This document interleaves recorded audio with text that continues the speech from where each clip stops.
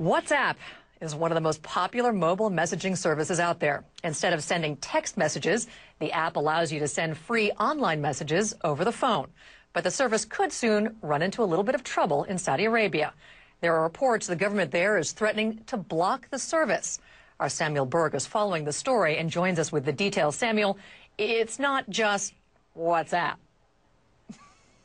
In fact, they've already blocked another messaging application in Saudi Arabia, but now the head of the Saudi Communications Commission has told the publication Arab News that they're in communications with WhatsApp, this application, and they're trying to get them to cooperate and comply with the Saudi telecom providers. Now, basically what he said in this interview is they want them to establish local servers so that they can monitor user activity. And he says they have until Ramadan to do that, which is in just a couple weeks here now, Felicia. Now, WhatsApp isn't commenting, but I spoke to the CEO of the application Viber, which gives its users free phone calls. His application is already blocked, and the CEO told me that he wasn't even contacted by the Saudi government. He was contacted by two telecommunications companies inside Saudi Arabia. To him, it sounded like they either wanted to block or listen into the phone calls of the users inside Saudi Arabia. And he says he has 10 million users in Saudi Arabia, and rather than comply with that,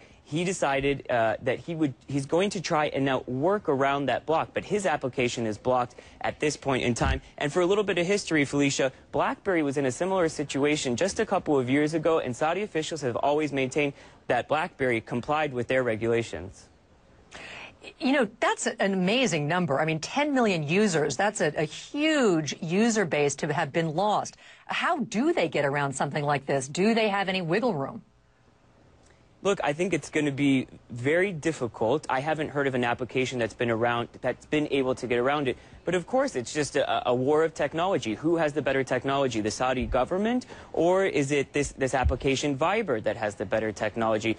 But to me, Felicia, I think one of the most interesting things in all of this is who are the people who are affected by this? Because it's not just young people using these applications. It's also businessmen in Saudi Arabia using these applications, also immigrants. You know, there's a huge foreign labor workforce in Saudi Arabia, and those people really take advantage of these services because it allows for free text messages back home. It really helps international users, free phone calls. So they're the people who are going to be suffering if they can't use these free messaging apps, Felicia.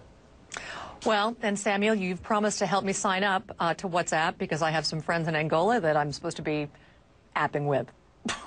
Yep, as soon as the show finishes, we're going up to tech support and we're going to get it installed. It's really great for international users because, you know, text messaging from the United States to Angola can be very costly.